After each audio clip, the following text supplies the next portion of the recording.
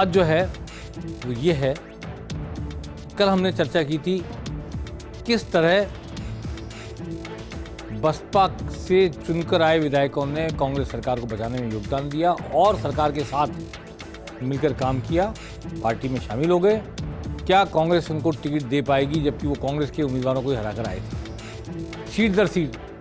ऐसा ही काम निर्दलीय विधायकों ने किया। निर्दलीय विधायक भी कम से कम 13 निर्दलीय विधायकों ने समर्थन दिया कांग्रेस को सरकार बचाने के लिए, और उस समर्थन के बेसिस पर सरकार में दम आया, बचाने का जोखिम उठाया और एकजुट होकर के सारे विधायक अशोक गहलोत के साथ रहे।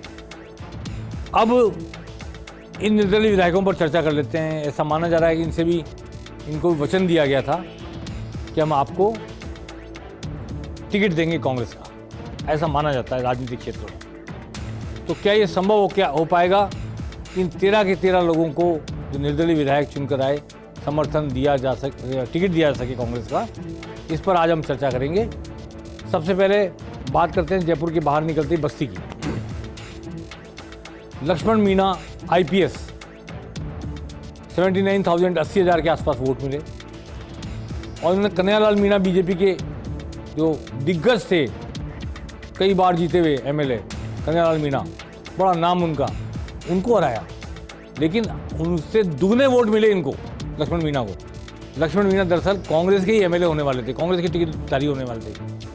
अंदरूनी राजनीति चलते उनको टिकट नहीं दिया गया और एक दौलत मीणा जैसे नॉन सिग्निफिकेंट आदमी को, जिसका कोई ऐसा पॉलिटिकल वजूद नहीं था कि मान लिया जाए कि वो जीत सकते हैं, उनको टिकट दे दिया गया। लक्ष्मण मीणा उतर पड़े मैदान में, IPS रह चुके और बहुत ही सोबर जेंटल इमेज है इनकी, तो ये 80,000 के आसपास वोट लेके आए। मज़े की बात यह है कि नंबर 2, नंबर 3, नंबर 4, नंबर 5 इन सबके वोट मिला दिए जाएं तो सबके वोट मिलाने के बाद भी 2-4 वोट हो सकता है इनके ज़्यादा हों, लक्ष्मण मीणा के। और इसमें खास बात ये थी कि अंजू धानका जो पहले यहाँ से MLA रही थी, अंजू धानका तीसरे नंबर पर 25,000 वोट मिले उनको, निर्दलीय थी वो। यहाँ की खास बात यह है कि धानका कम्युनिटी ST में आती है। ये बात अंजू धानका ने जब पहली बार चुनाव लड़ा और MLA बनी तब उजागर हुई। बस्ती के लोग अदर देन मीणा किसी को चाहते थे कि आ जाए, अंजू धानका ने इसका फ़ायदा उठाया। मीणा समाज की एकजुटता और उसका एग्रेशन, उससे हटके जो नॉन मीणा वोट थे वो सारे पोलराइज हुए, ध्रुवीकृत हुए और उन्होंने अंजू धानका को, एक धानका समाज ST में आता है ये बात जानने के बाद, उनको जमकर वोट दिए, निर्दलीय MLA बनाए। क्योंकि वो तीसरी बार चुनाव लड़ रही थी और लक्ष्मण मीणा IPS हुए, लेकिन कोई कड़क रौबदार आदमी नहीं है। वो उसी तरह की सोबर जेंटल आम आदमी सरी की बात करते हैं, चौपाल में बैठने वाले आदमी हैं और उनमें बस्ती के लोगों को अपने जैसा आदमी दिखा। मीणा भी हैं परंतु वो उनके अपने जैसे भी लगे, इसलिए सारा वोट एन ब्लॉक मीणा समाज के अलावा भी दूसरा वोट लक्ष्मण मीणा के पास चला। इसलिए अंजू धानका तीसरे नंबर पर आई। चौथे नंबर पर दौलत मीणा जो कांग्रेस के आए, उनका आज भी ऐसा वजूद नहीं कांग्रेस को टिकट देने में लक्ष्मण मीणा को कोई परेशानी हो। इसलिए बस्ती में लक्ष्मण मीणा को टिकट देते समय अपना वादा निभा सकती है कांग्रेस, उसे कोई दिक्कत नहीं होने वाली है। और लक्ष्मण मीणा ने क्या काम किया, क्या नहीं किया, इसकी समीक्षा हम फिर किसी दिन करेंगे। लेकिन 4 उम्मीदवारों को मिलने वाले वोटों से ज़्यादा वोट उनको मिले थे, 80,000 के आसपास। चारों को मिलके भी इतने ही होते हैं लगभग वोट। तो ऐसा माना जा रहा है कि कांग्रेस लक्ष्मण मीणा को उनके दिए गए समर्थन के बदले अपना टिकट दे पाएगी और टिकट देगी तो लक्ष्मण मीणा अच्छी टक्कर देने की स्थिति में है, ऐसा लगता है। इसलिए यहाँ कांग्रेस को वादा निभाने में कोई दिक्कत नहीं होने वाली बस्ती में। लेकिन शाहपुरा कॉन्स्टिट्यूंसी की तरफ चलते हैं।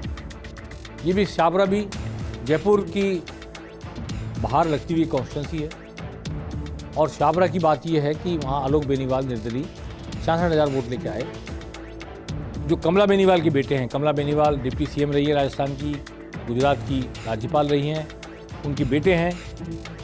66,000 वोट लेके आए, लेकिन इनसे 3800 वोट कम थे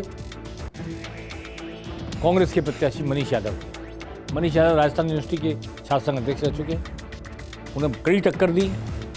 बीजेपी के राव राजेंद्र सिंह जो पहले एमएलए और विधानसभा उपाध्यक्ष रह चुके हैं, वो तीसरे नंबर पर आए और राव राजेंद्र सिंह को 40,000 वोट मिले। तो ट्रेंगुलर फाइट में निर्दलीय आलोक बेनीवाल जीत के आए, पर जो नंबर 2 रहे मनीष यादव, वो कांग्रेस के प्रत्याशी थे। आज अगर कांग्रेस आलोक बेनीवाल से समर्थन के बदले उनको टिकट देने का वादा निभाना चाहे तो मनीष यादव निभाने देंगे क्या, जो मात्र 3800 वोट से हारे हैं। यहां कांग्रेस को निश्चित तौर से दिक्कत आएगी आलोक बेनीवाल को टिकट देने में। आलोक बेनीवाल ट्रेडिशनल कांग्रेसी परिवार के कमला बेनीवाल के पुत्र, और विराटनगर और शाहपुरा जब पहले एक सीट होती थी बैराट के नाम से, तब कमला बेनीवाल यहाँ से कई बार एमएलए चुनी गई। जब डिवाइड हो गई तो काफ़ी इलाका शाहपुरा में आ गया, काफ़ी इलाका, कुछ इलाका विराटनगर में चला गया। तो कमला बेनीवाल की ट्रेडिशनल सीट है ये, वहाँ से उनके पुत्र आलोक बेनीवाल निर्दलीय जीते हैं। हालांकि जीते 3800 वोट से थे, कांग्रेस के प्रत्याशी को हराकर। राव राजेंद्र सिंह तीसरे नंबर पर रहे बीजेपी के।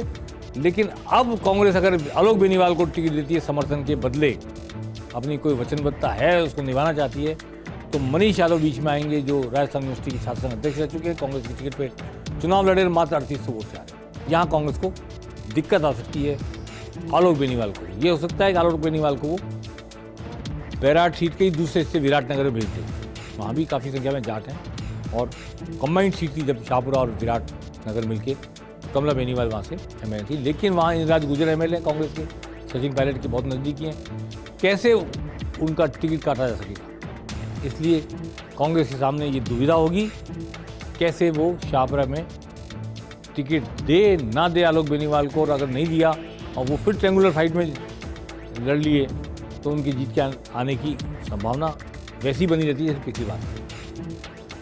और इसके अलावा दूदू सीट पर आते हैं हम, ये जयपुर से बाहर निकलते ही अजमेर की तरफ जाते हैं, दूदू सीट आती है। बाबूलाल नागर यहाँ से एमएलए निर्दलीय जीत कर आए।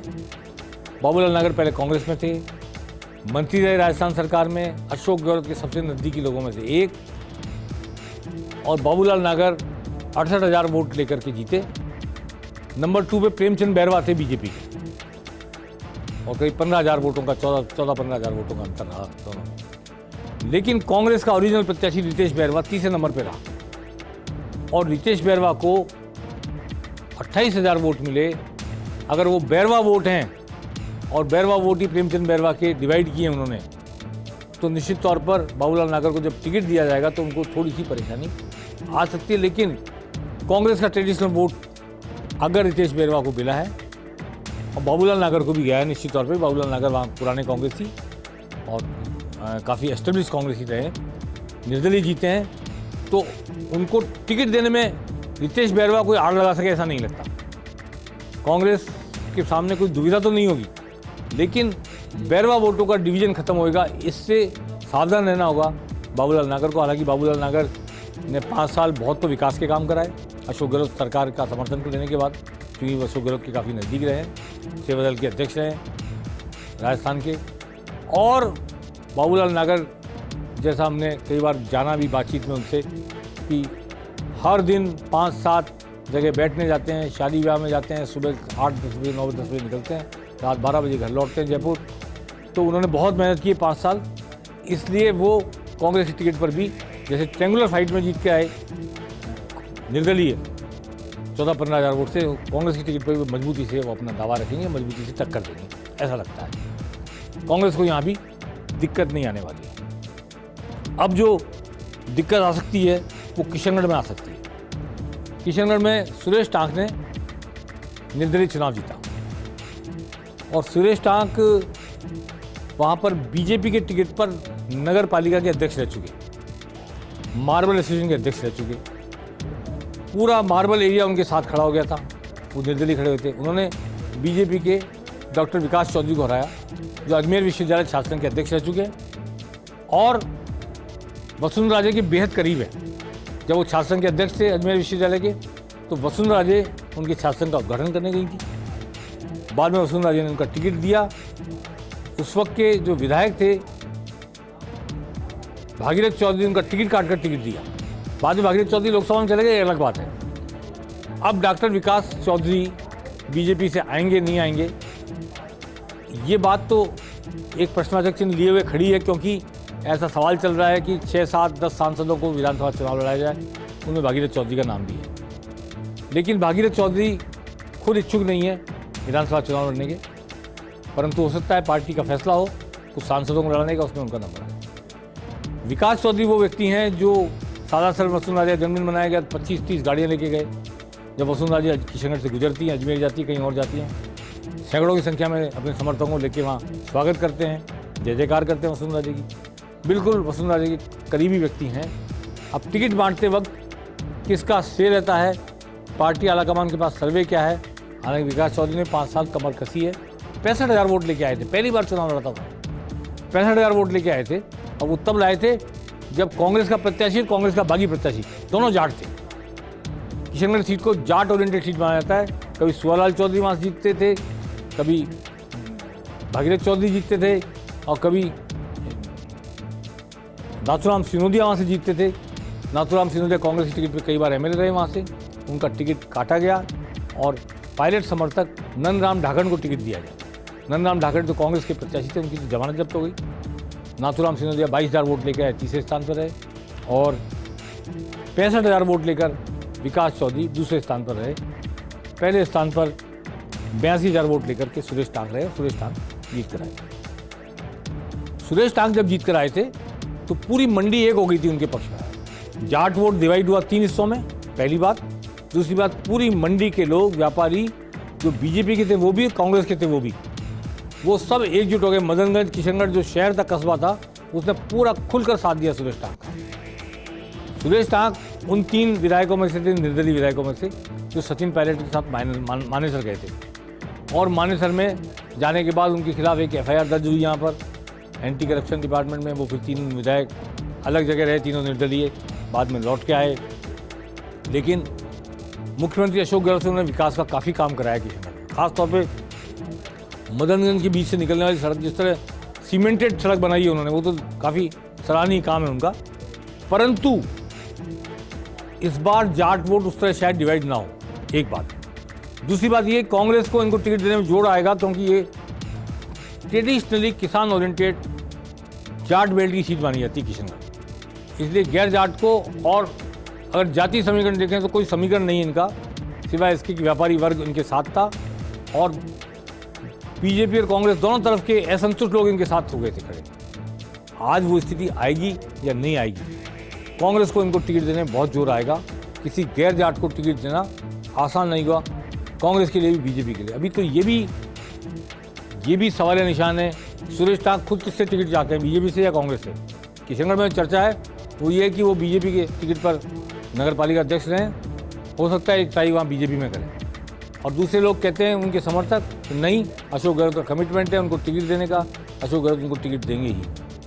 लेकिन इस बार भी मुझे लगता है कि 1-2 निर्दलीय किशनगढ़ में जरूर खड़े होंगे, और हो सकता है वो फाइट को ट्रेंगुलर बना दें। खास तौर पर हनुमान बेनीवाल की पार्टी से कोई व्यक्ति जरूर से आ सकता है। हनुमान बेनीवाल की पार्टी का आदमी दूजों में भी चुनाव लड़ा था और 18,000 20,000 वोट लेके आए थे। तो ऐसा नहीं है कि वो बिल्कुल कुछ वजूद नहीं रखते। और हनुमान बेनीवाल काफ़ी कोशिश कर रहे हैं, जाट बेल्ट की जितनी सीटें हैं उन सीटों पर वो कुछ ना कुछ करके दिखाएं, भले वोट ही काटें किसी पार्टी के, अपना वजूद दिखाएं, वजूद दिखाकर ये अपनी एक्सेप्टेंस पॉलिटिकली इसको स्वीकार कराएं। तो मैंने आज आपके सामने 4 निर्दलीय विधायकों को कांग्रेस टिकट दे पाएगी नहीं दे पाएगी समर्थन के बदले, इस पर चर्चा की। अब आने वाले समय में सोमवार को जब पेनल्टी कॉर्नर में हाजिर होंगे, अगले 4 विधायकों की, संयम लोढ़ा की, जोजावर की, खुशबीर सिंह जोजावर की, 3-4 और विधायकों की हम चर्चा करेंगे जिन्होंने कांग्रेस की सरकार को समर्थन देकर बताया।